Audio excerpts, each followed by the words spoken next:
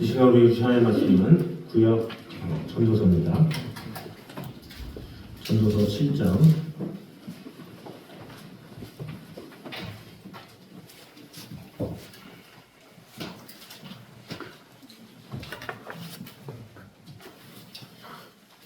1절에서 6절까지의 말씀입니다. 전도서 7장 1절에서 6절까지 말씀입니다. 교독하도록 하겠습니다. 좋은 이름이 좋은 기름보다 낫고 죽는 날이 출생하는 날보다 나으며 초상집에 가는 것이 잔치집에 가는 것보다 나으니 모든 사람의 끝이 이와 같이 되리라. 사자는 이것을 그의 마음에 둘지어다. 슬픔이 웃음보다 나음은 얼굴에 근심하는 것이 마음에 유익하기 때문이니라. 지혜자의 마음은 초상집에 있으되 우매한 자의 마음은 혼인집에 있느니라. 지혜로운 사람의 책망을 듣는 것이 우매한 자들의 노래를 듣는 것보다 나으니라. 우매한 자들의 웃음소리는 솔 밑에서 가시나무 하는 소리 같으니 이것도 헛되니라. 이 사중 강화로 된 이 본론부 중에서 이 헤아리 인생 허무의 극복을 위한 그릇된 자세와 이 바른 자세에 대해서 제3 강화인 6장 1절에서 8절 13절이 말씀하고 있습니다. 그래서 이 부분들에 대해서는 일생의 희락과 만족을 누리지 못하는 자의 인생에 대한 허무에 대해서 지적을 하고 있습니다. 그런데 특별히 6장 1절에서 12절의 비탐부와 헤아리 인생의 허무 극복을 위한 지침을 주고 있는 그 앞부분과 오늘부터 해서 이 8장 13절까지 계속해서 교훈하고 있습니다. 그 교훈부는 총 10가지의 교훈으로 이제 이루어져 있습니다.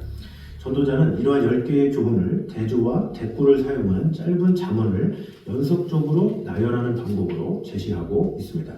그런데 여기서 중요한 것은 10개의 각 교훈이 주는 개별적인 사항이 아니라 이 부분 전체가 지향하는 것입니다. 그것은 바로 신본주의적 삶의 실천입니다.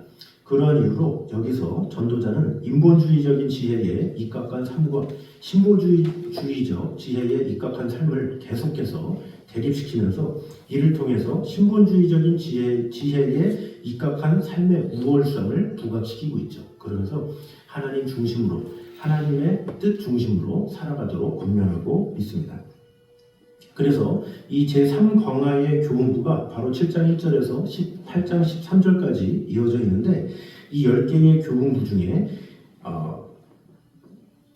1에서 5 교훈을 이제 7장 1절에서 8장 13절까지 제시하고 있습니다. 그래서 제1교훈인 1절은 일시적인 세상의 호사보다는 영원히 남을 명예를 이제 추구할 것을 교훈하고 있습니다. 그리고 제2교훈인 2절에서 4절에서는 어떠한 유흥보다는 인생의 영원한 본질을 추구하는 진지함을 가질 것을 교훈하고 있습니다. 그리고 제3교훈인 5절에서 7절은 우매자의 노래보다 지혜자의 책망을 따를 것을 말씀하고 있고 제4교훈인 8절에서 10절은 조급과 교만함보다 신중과 인내의 자세를 가질 것을 교훈하고 있습니다. 그리고 마지막으로 제5교훈인 11절과 12절은 이 세상에서만 유용한 재물보다 영원한 생명을 위한 지혜를 추구할 것을 교훈하고 있습니다. 그래서 이러한 본문은 인생이 진정 버려야 할 것과 추구하고 얻어야 할 것이 무엇인지를 이제 분명하게 가르쳐주고 있습니다. 실로 인생의 성공과 실패, 만족과 허무는 다른 문제에서 결정되는 것이 아니라 그것은 바로 버릴 것과 추구해야 할 것을 알고 그대로 시행하는 데서 비롯되는 것임을 말씀하고 있습니다. 버릴 것을 추구하는 자의 인생은 허무할 수밖에 없고 진정 추구해야 할 것을 추구하는 인생은 만족과 성공에 이르게 된다라는 것을 이제 이 강화에서 말씀하고 있습니다. 그래서 오늘은 특별히 1절에서 6절까지 이 내용들을 통해서 우리에게 주시는 교훈과 은혜를 보도록 하겠습니다. 먼저 값비싼 향수보다 신앙의 향기가 더 오래도록 아름다운 향을 바란다는 사실을 보여주고 있습니다. 우리 1절 말씀 같이 한번 읽어보도록 하겠습니다. 시작. 좋은 이름이 좋은 기름보다 낫고 죽는 날이 출생하는 날보다 나으며. 네. 이게 좀 소링이 많이 뜨잖아요. 이렇게 너무 울리는 것 같은데.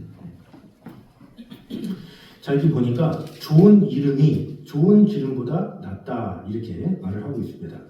여기서 이 좋은 기름, 좋은 이름, 좋은 기름 이것을 이전의 개역 한글에 보면 아름다운 이름이 보배로운 기름보다 낫다 이렇게 구체적으로 좀 언급하고 있습니다. 그러니까 새로 번역된 성경이 오히려 그냥 두리뭉실하게 좋은 이름, 좋은 기름 이렇게 나오는데 이전의 성경에서는 아름다운 이름이 보배로운 기름보다 낫다 이렇게 설명하고 있죠. 그래서 여기서 말하는 이 좋은 기름, 곧 보배로운 기름은 중근동 지방의 감람나무 열매에서 추출되는 값비싼 향유를 가리킵니다. 이것은 당시 여러 가지 용도로 사용되었습니다. 그래서 피부의 건조를 막는 의약품으로 또 호화로운 연희나 귀한 방문객을 환영할 때에 쓰여졌습니다. 그리고 성전의 불을 밝히는 등화용으로도 쓰여졌고 여성들의 화장품으로도 사용되었습니다. 이것이 다 성경에 다 기록되어 있습니다. 또 인륜 지대사 중에 하나인 장사에 사용되어서 고인에 대한 마지막 예우를 표할 때 사용됩니다. 이 고인에 대해서 마지막 사용된다고 그러는데 나중에 그 아리마대 요셉이 예수님을 장사하잖아요. 거기서 또 나옵니다. 그런데 이 솔로몬은 이렇게 귀한 향기름보다도 아름답고 풍성한 향기를 드러내는 것이 있다. 그것이 무엇이냐? 바로 아름다운 이름이다라는 것입니다. 그러면 솔로몬이 말하는 아름다운 이름이 무엇이냐라는 거죠. 바로 의로운 삶을 삶으로 인해서 얻게 된 복되고 고귀한 평판이다라고 볼 수가 있습니다. 왜냐하면 이런 엄밀한 의미에서 이 같은 평판은 의인만이 가질 수 있기 때문이죠. 욥기 18장 10절에서 악인의 운명을 묘사하면서 그의 이름이 거리에서 전함이 없을 것이며 이렇게 말하고 있죠. 그러니까 악인의 이름은 거리에서도 서로 이야기를 하지 않을 정도로 가치가 없다고 말하는 거죠. 그 반대로 뭐예요? 의인의 이름은 전파되고 널리 알려지게 된다라는 것이죠. 지속적으로 사람들에게 증거되는 것이 바로 의인의 이름이다라는 것입니다. 그러나 대다수의 사람들은 이런 의로운 삶을 사는 것을 별로 중요하게 생각하지 않죠. 실제로 이 사람들이 추구하는 것은 이 하나님으로부터 받는 평가가 아니라 세상으로부터 오는 평가를 중요시하는 경우가 많습니다. 단지 사람들과 세상의 평가가 중요하며 또 그들의 이목에 큰 관심을 가질 때가 많습니다. 그래서 사람들은 흔히 자신의 생각, 인격, 행동 양식을 바꾸려는 노력보다는 사람들 앞에서 그때그때마다 임시 변통으로 행동하는 경우가 더 많습니다. 그래서 사람들이 보지 않을 때 아무도 없는 어두운 곳에서 악을 계획하고 자행하기도 하는 것입니다. 그러나 이처럼 거짓되고 위선적인 행동은 오래가지 못합니다. 왜냐? 사람 중심의 삶은 사람들이 보는 데서만 하기 때문에 그 사람들의 보는 데서 한다는 것은 언제는 인식하고 언제는 인식하지 않는다는 거죠. 그러면 그의 삶이 일관적이지 못하죠. 그러나 하나님 중심으로 사는 삶은 다르죠. 왜냐? 하나님은 항상 우리를 보고 계시기 때문에 그래요. 그래서 사람 중심으로 사는 사람은 누가 보냐 안 보느냐 이것에 혈안이 돼서 누가 본다 그러면 하는 척을 하고 누가 안 보면 하지 않는 척을 할 수가 있죠. 사람은 다 그렇습니다. 그러나 하나님 중심으로 사는 사람은 하나님 앞에서 살기 때문에 늘 하나님은 우리를 지키시고 돌보신다는 것을 알기 때문에 매 순간의 삶에 조심하면서 하나님의 뜻을 위해서 살아가죠. 그래서 실제로 이 요셉의 삶이 그랬잖아요. 이 요셉의 삶은 주인 있는 데서 자라고 감옥 안에 들어갔을 때도 간수 앞에서 자라고 이런 삶이 아니라 늘 하나님과 동행하는 삶이었어요. 그래서 이 요셉에 대해서 하나님이 어떻게 평가합니까? 여호와 하나님이 그에게 복을 주셔서 그가 하는 모든 것에서 형통하게 하셨더라 이렇게 말씀하고 있죠. 그 요셉은 이렇게 저렇게 어떤 사람들의 말이나 사람들의 눈에 이런 것에 연연하기보다는 그 모든 것을 주관하시는 하나님 중심으로 살았다라는 거죠. 하나님 중심으로 살다가 보니까 어떻게 보면 억울함도 당하고 또 옥에 갇히기도 하고 또 떡관한정, 술관한장을 통해서 뭔가 자기가 부름을 받아야 되는데 술관한장을 통해서 약속을 했는데 그러나 그럼에도 불구하고 요셉이 낙심했다라는 기사가 없어요. 왜 그렇습니까? 하나님이 결국에는 이를 이루실 것이다라는 확신이 있었기 때문이죠. 그래서 그것을 기다렸기 때문에 마침내 요셉이 30살이 될 때에 이제 바로를 통해서 궁궐로 들어가게 되죠. 어떻게 보면 17살에 잡혀가서 13년을 억울하게 살았어요. 그러나 억울하게 사는 동안에 요셉은 사람들의 평판에 그렇게 휩쓸리지 않았다라는 거죠. 보디발이 어떻게 했든지, 보디발이 자신을 감옥에 가둬뒀든지, 보디발의 아내가 어떻게 자신을 모함하고 또 어떻게 했든지, 감옥 안에서 얼마나 어려움이 있든지 이런 것은 다 상관이 없이 하나님과의 관계에 집중했더니 하나님께서 다 해결을 해주시더라라는 것입니다. 그래서 이 하나님 앞에서 인정받고 고귀하고 아름다운 인격을 이 소유한 자들은 지금 당장에는 어려움을 당하고 고통을 당할 수 있지만 그러나 하나님께서 하나님의 방법으로 하나님의 때에 높여주신다라는 것입니다. 실례로 에스더에 보면 어떻습니까? 에스더와 모르드게가 얼마나 하나님의 영광을 위해서 마음을 다했습니까? 그러나 이 하만이라는 사람이 어떻게든지 그 유대인들을 끌어내려서 그들을 말살시키려고 했죠. 수많은 머리도 쓰고 여러 가지 공약으로 공격하라고 했지만 결국에는 에스더가 어떻게 했습니까? 죽으면 죽으리라 라는 각오로 열심히 기도하면서 백성들에게 이 하나님의 그런 공의로우심과 그런 것에 대해서 마음을 다했을 때 결국에는 그 유대 민족들이 새롭게 살아나는, 그래서 불임절이라는 그런 명절이 생기게 되었죠. 그래서 우리는 이 세상을 사는 동안에 누구에게 인정받으며 살아가느냐, 이것이 참으로 중요한 것이죠. 물론 사람에게 인정받기 위해서 살아가는 거 있을 수 있습니다. 참 중요하죠. 그러나 궁극적으로는 우리의 마음을 아시고 우리를 돌보시는 분이 하나님이시기 때문에 우리의 행실과 모든 순간이 하나님 보시기에 어떤지를 늘 생각하며 나아가는 것이 우선순위다라는 거죠. 그러나 우선순위가 뒤바뀌어서 사람들한테 잘 보이고 뭔가 사람들의 말에 듣고 이런 식으로 하게 되면 궁극적으로 나의 삶을 주관하시는 하나님의 눈을 놓칠 때가 있다는 겁니다. 그래서 우리는 항상 우선순위로 하나님의 눈을 의식하면서 하나님께서 나를 어떻게 평가할 것인지, 하나님께서 나를 어떻게 지켜주시고 돌볼 것인지를 먼저 생각하고 그 뒤에 하나님의 뜻에 따라, 하나님의 말씀에 따라 우리가 누구를 대하든지 마음을 다해야 한다는 것입니다. 그래서 우리는 하나님의 이름을 따라 사는 성도이기 때문에 우선순위는 항상 하나님의 뜻이 먼저인 거예요. 하나님의 뜻이 먼저고 그 후에 하나님의 뜻에 따라 사람을 대하게 되는 거죠. 그러면 지금 당장에는 어떤 사람의 입장에서는 오해가 되고 어쩔 수 없는 상황이 있다 할지라도 결국에는 하나님께서 때가 되면 너희를 높이시리라 말씀하셨기 때문에 하나님께서는 가장 좋은 길로 인도하시죠. 이 요셉의 삶이 그랬던 것처럼 우리의 삶이 지금 당장에는 어떻다 할지라도 하나님 중심으로 살아가게 될 때 하나님께서는 반드시 그를 지켜주시고 은혜 주신다라는 것입니다.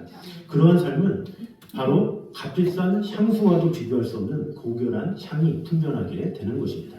그래서 이 성경에 보면 그렇게 주님의 영광을 위하여, 주님의 뜻을 위하여 여러 가지 고난이 있었지만 요셉의 이름이, 모세의 이름이 이렇게 높여지는 것을 보게 되죠.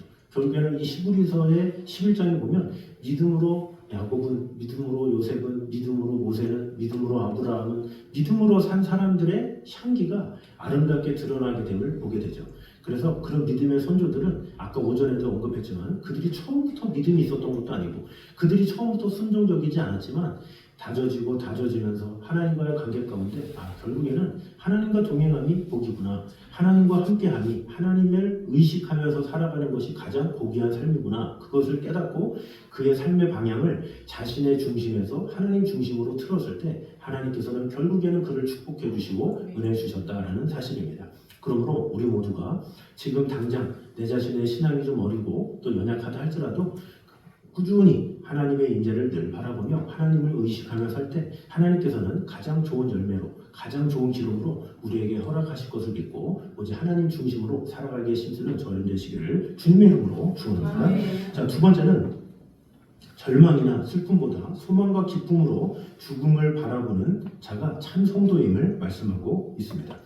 우리 7장 1절 하반절에 보면 죽는 날이 출생하는 날보다 나으며 이렇게 말하고 있습니다. 사실 이 전도서 7장은 제가 장례식장에서 가장 많이 말씀하는 이 본문 중에 하나죠.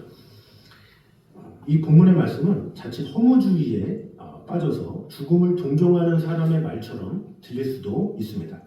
하지만 이것은 죽음을 예찬하는 고백도 또 현실 도피를 위한 말씀도 아니죠. 차라리 죽는 게 낫지, 이렇게 세상 사람들이 그냥 한숨을 쉬면서 하는 것은 진짜 현실 도피가 될 수도 있고 허무주의가 될 수도 있죠. 실질적으로 이 쇼펜하우어라는 철학가는 인생은 오래 살아봐야 좋을 게 없다, 그냥 빨리 죽는 것이 행복하다, 이 사람이 길게 살아봐야 고난만 가득하지 뭐하러 오래 사느냐, 그냥 일찍 죽는 것이 인생이다, 이렇게 설파를 하기도 했죠. 그래서 이 쇼펜하우어를 허무주의자다 이렇게 말하기도 하죠. 그래놓고서 본인은 늦게까지 살았다고 그랬죠. 자, 그래서 여기서 말씀하고자 하는 것은 오히려 그 자신의 인생을 하나님의 뜻 안에서 최선을 다해 산 사람의 주옥과 같은 신앙 고백이라고 우리가 알아야 합니다. 왜냐하면 이 죽는 날이 출생하는 날보다 낫다라는 것은 본문의 말씀은 신앙 안에서 바라본 삶의 가치, 그리고 그 종착점이라고 할 수 있는 죽음을 어떤 것으로 받아들여야 할지를 잘 알려주는 말씀이기 때문에 그렇습니다. 이 사람들이 죽음을 슬픈 것, 절망스러운 것, 후회스러운 것으로 받아들이는 그 이유가 무엇입니까? 가장 큰 것은 나와 함께 할 수 없다라는 것 때문이죠. 나와 함께 했던 어머니가, 또 나와 함께 했던 가족이, 나와 함께 했던 사랑하는 친구가 세상을 떠났어요. 그러면 영원히 함께 할 수 없잖아요. 그러니까 그것 때문에 1순위로는 가장 괴로워하기도 하죠. 아울러서 이 세상의 것을 더 이상 누리지 못한다는 그런 안타까움 때문에 그렇죠. 이것이 바로 죽음에 대한 일반적인 견해입니다. 그러나 만약 죽음 이후에 또 다른 세상이 있음을 진심으로 믿는다면, 그리고 죽음 이후에 하나님이 예비하신 천국에 올라가 이 세상에서의 모든 시름과 또 아픔을 벗어던지고 다시는 눈물도 슬픔도 없는 그곳에서 참된 기쁨을 누리며 행복한 나날을 보낸다고 확신한다라고 한다면 결코 죽음은 슬퍼할 일도 애가 끊어지도록 탄식할 일도 아니다라는 것이죠. 오히려 후회와 아쉬움으로 맞이할 곳이 아니게 되는 거죠. 우리가 사실 이 죽음에 대해서 두려워하는 이유는 하나님에 대한 믿음, 하나님에 대한 확신이 없으면 그래요.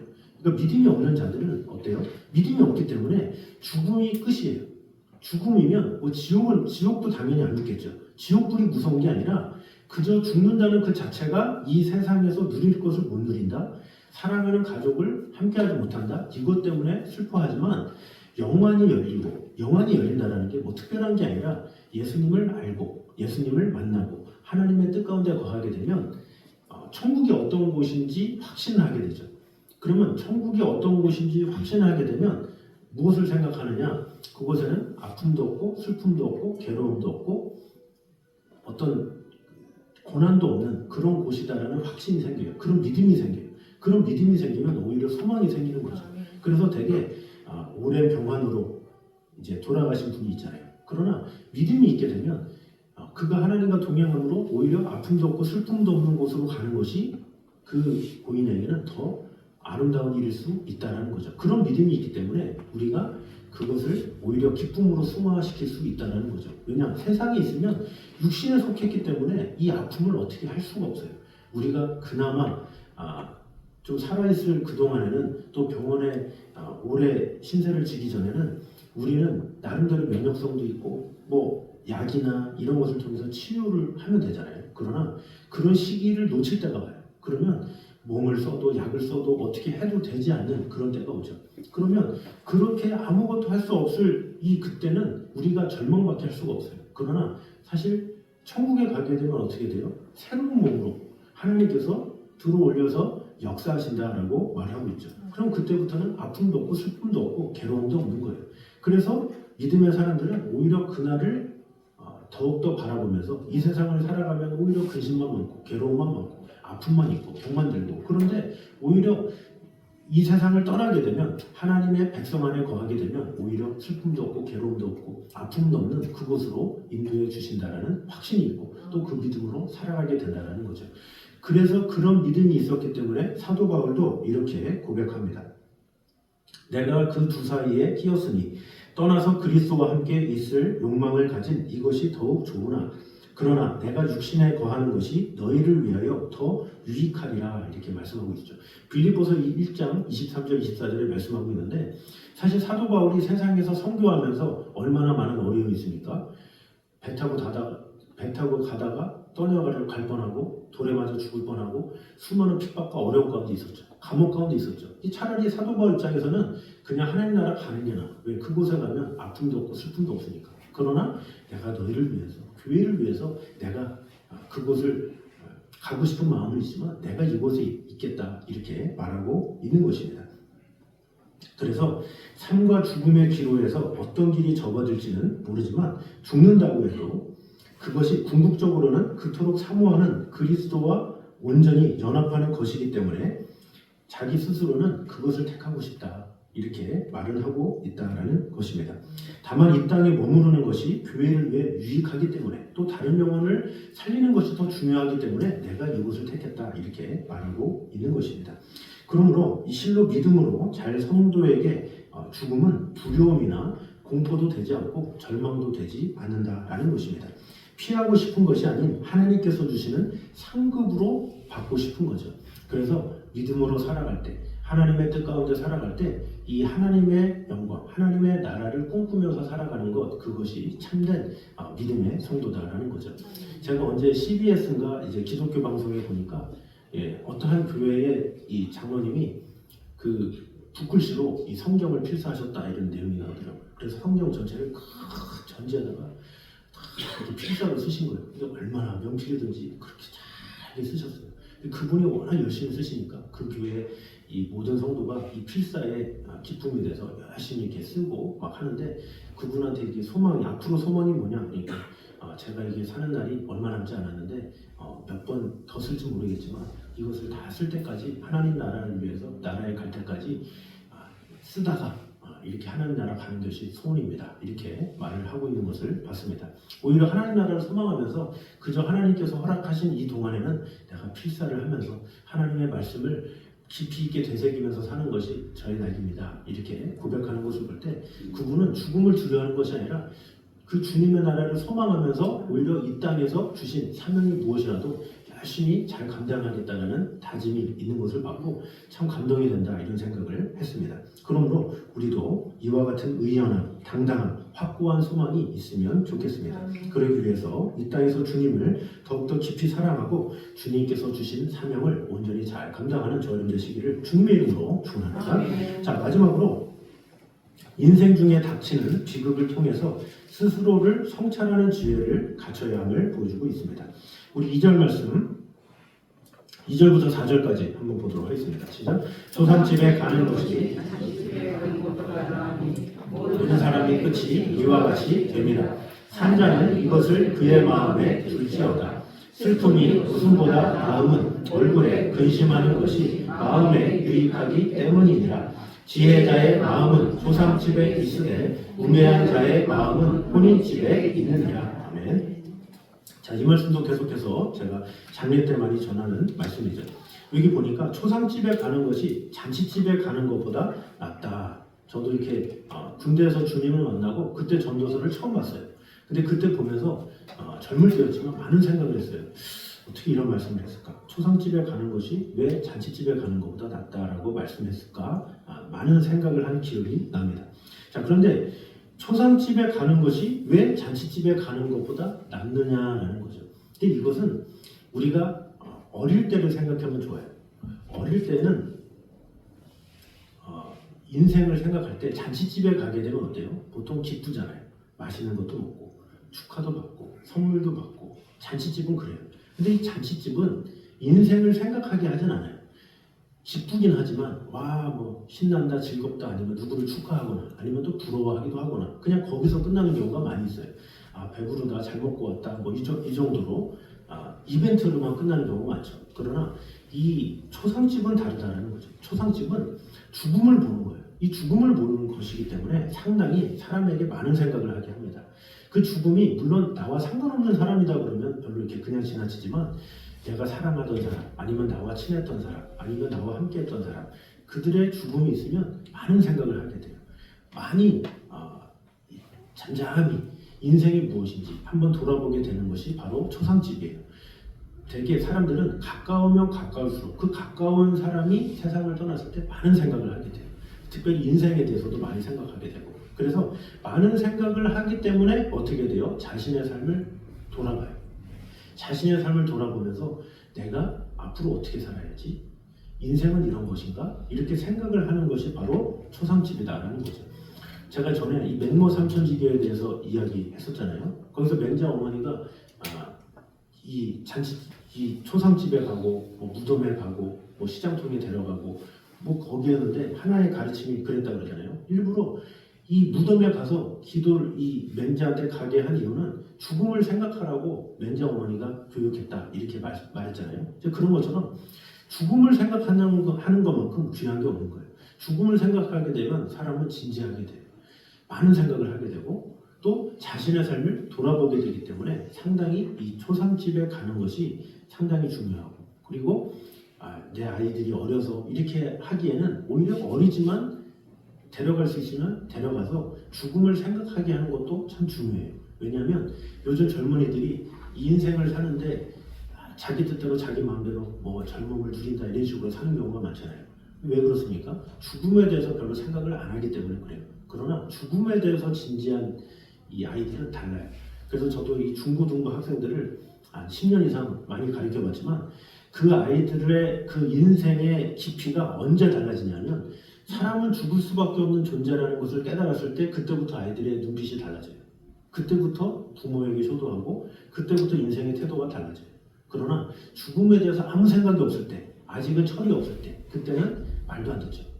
예전에 뭐 자기 마음대로 하려고 그러고 뭐 멋대로 살려고 그러고. 그러나 죽음을 한 번이라도 깊이 있게 생각한 자녀는 다시 한번 생각하고 눈빛이 달라지는 것을 보게 돼요. 그래서 실제로 제가 중고등부 할 때도 이 죽음에 대한 설교를 상당히 많이 했어요. 어린데 왜 하냐? 하지만 어리기 때문에 그것을 미리 생각해야 인생을 진지하게 살아갈 수가 있는 거예요. 뭐 어리다고 해서 뭐 기쁘고 즐거운 것만 하겠습니까? 그러면 진지하지 못해요. 이 삶이 진지하지 못하면 그의 인생은 갖출 수가 없는 것이죠. 그래서 이 초상집에 가는 것이 어떻게 보면 많은 생각을 하게 하고 많은 이 여러 가지 충격도 되고 여러 가지 자신을 돌아보는 그런 상황이 되기 때문에 이 초상집에 가는 것은 상당히 귀한 배움이 된다라고 볼 수가 있죠. 사실 초상집에 가면 어떻습니까? 연세가 많아서 돌아가신 분들도 있죠. 그러나 실제로 보면 그렇지 않은 분들도 있어요. 어떤 때는 충격적으로 아직 10살 이하인데 갑자기 이제 죽게 되는 경우도 있죠. 그럼 얼마나 우리가 많은 생각을 합니까? 많은 생각을 하게 되고 많이 묵상을 하게 되는 것이죠. 그래서 우리는 죽음이라는 이 현실을 직면하기를 사람들은 꺼려하지만 내가 직면하기를 꺼려한다고 해서 죽음이 없어지지 않아요. 그러니까 내가 죽음을 외면한다고 해서 죽음이 없어지지 않는다는 거죠. 어차피 다가오는 건데 나는 그냥 잊으려고만 할 뿐이에요. 그러나 그것이 아니라 오히려 그런 죽음이 있을 수밖에 없다는 것을 인정하고 내가 죽음 앞에서 어떻게 살아가야 할 것인가를 돌아보며 살아가는 것, 그것이 더 지혜로운 인생이다라는 것이죠. 사무엘상 20장 3절에 보면 그러나 진실로 여호와의 사심과 내 생명으로 맹세하노니 나와 사망 사이는 한 걸음뿐이니라 이렇게 말을 하고 있어요. 이 다윗이 사울의 박해를 당할 때 바로 이런 고백을 하는 거예요. 나와 사망 사이는 한 걸음뿐이라고. 이 사람의 생명은 그래요. 우리가 누가 죽임을 당했다, 어떤 사고가 일어났다 이런 것이 미리 예견되어 있지 않잖아요. 뭐 5일 전에 내가 왠지 조짐이 이상한데 하면서 죽는 사람은 하나도 없어요. 전날까지만 해도 아무것도 몰랐어요. 근데 갑자기 뭐 비행기를 탔다가 갑자기 교통사고로 갑자기 병환으로 갑자기 우리의 운명이 달리할 수밖에 없는 것이 우리 인생이다라는 거죠. 그만큼 이것은 우리가 연약하다라는 거예요. 우리는 단 1시간 뒤의 일도 단 하루의 일도 단 1분 1초의 일도 알지 못하는 연약한 자들이죠. 그래서 우리는 겸손하게 오히려 초상집을 생각하면서 사람은 참 겸손해야 되는구나. 내 인생을 어떻게 살아가야 하는지를 늘 돌아보면서 살아가는 것, 그것이 필요하다라는 것입니다. 그래서 이 세상의 부귀영화나 일락을 쫓아 살아가는 인생들이 얼마나 많습니까? 그러나 진정으로 지혜로운 사람은 그런 일락을 쫓아서 그런 안식을 통해서 이렇게 그것을 추구하는 것이 아니라 오히려 죽음을 생각하면서 이 죽음이 내 앞에 있는데 내가 어떤 삶을 살아가야 되지? 내가 지금 만나는 사람에게 내가 지금 처한 상황을 어떻게 해야 되지? 라고 진중하게 생각할 줄 아는 삶, 그런 삶이 바로 귀한 삶이다 라는 것입니다. 그러므로 우리가 이 말씀 앞에 다시금 우리 자신을 비춰보면 좋겠습니다. 혹시 우리는 세상의 즐거움과 쾌락을 사랑하고 그것에 빠지고 있지는 않는지, 이 본질의 가장 중요한 것을 놓치고 있지는 않는지 다시 한번 돌아보면서 우리는 언제 어디서든지 마지막이다라는 마음가짐을 가지고 장차 우리가 맞설 죽음, 또 죽음 너머에서 생생하게 뵙게 될 하나님을 바라보면서 살게 되면 우리는 참으로 복된 삶, 의미 있는 삶, 후회 없는 삶을 살게 됩니다. 우리의 삶이 진지하면 진지할수록 하나님 앞에 내가 어떻게 살아야 할지를 다시 한번 생각하면서 한순간순간이 정말로 하나님 보시기에 부족함이 없도록 다져질 것입니다. 그러나 그렇지 않고 세상 사람들처럼 일락을 추구하고 편안만을 추구하게 된다면 장차 이 벌어질 일들도 알지 못한 채 그저 지나간 세월만 낭비하다가 후회하게 되는 경우가 있을 수밖에 없습니다. 그러므로 우리 모두가 후회 없는 의미 있는 그런 삶을 살기 위해서 오직 하나님만을 바라보며 하나님께서 우리를 연약하게 만드셨다라는 것을 꼭 기억하면서 그 죽음을 지켜주시고 돌봐주시는, 그리고 죽음 너머에 그 놀라운 하나님의 놀라우신 일들을 늘 바라보면서 우리의 삶이 잔칫집에서의 삶이 아니라 초상집으로서의 삶으로 드려짐으로 매일매일이 신중하며 하나님의 뜻 가운데 우리 인생을 어떻게 살아갈지를 늘 돌아보며 나아가는 저여러분 되시기를 주님의 이름으로 축원합니다. 기도하겠습니다. 사랑해 감사합니다. 우리와 늘 언제나 함께 하신 주님, 우리의 인생 가운데 우리와 늘 언제나 함께 하시는 하나님의 은혜가 가득 넘칠 수 있도록 주님 언제나 함께 하여 주시옵소서. 값비싼 향수보다 신앙의 향기가 더 오래고 향기로운 향을 바란다라는 사실을 오늘 보게 되었습니다. 우리의 인생을 통해서 많은 이들의 평가에 연연하는 것이 아니라 오직 하나님의 영광만 바라보며 하나님께서 우리를 지켜주신다라는 신본주의적인 생각을 가지고 살아갈 수 있도록 인도하여 주시옵소서. 결국에는 하나님 중심으로 살아갈 때 하나님께서 그를 높여주시고 은혜 주신다라는 사실을 꼭 기억하므로 주 하나님만을 바라보며 나아갈 수 있도록 주님 언제나 함께하여 주시옵소서. 또한 절망이나 슬픔보다 소망과 기쁨으로 죽음을 바라보는 성도들이 되게 하여 주시옵소서. 이 세상에서 생각하는 죽음은 절망이요 괴로움이요 아픔이지만 그러나 주님 안에서의 이 죽음은 바로 신앙 안에서 볼 때는 영원한 안식에 들어가는 일이요 아브라함의 품에 안기는 일이며 예수님과 낙원에 거하는 일임을 오늘 보게 되었습니다. 오직 하늘에 소망을 두며 기쁨으로 감사함으로 소망으로 늘 그날을 바라보며 살아가는 그런 성도들 되게 하여 주시옵소서. 또한 인생 중에 닥치는 비극을 통해서 스스로를 성찰하는 지혜를 갖추는 지혜로운 성도들이 되게 하여 주시옵소서. 초상집에 가는 것이 잔치집에 가는 것보다 낫다라고 했습니다. 오히려 우리의 생명이 나와 사망의 사이는 한 걸음뿐이니라 고백했던 다윗의 고백처럼 우리의 인생이 어떻게 될지 알지 못합니다. 우리의 하루하루 하나님만을 바라보면서 하나님께서 허락하신 하루하루 하나님의 뜻 가운데 하나님의 영광 가운데 믿음으로 살아가기에 부족함이 없도록 우리를 지켜주시고 돌봐주시고 함께하여 주시옵소서. 이제는 우리 주 예수 그리스도의 은혜와 아버지 하나님의 무한하신 사랑과 성령님의 교통하심이 늘 우리와 함께 계시는 하나님의 나라를 위하여 살기 원하는 이 자리에 있는 모든 성도들 위해 영생까지 함께 있기를 간절히 축원하옵나이다. 아멘.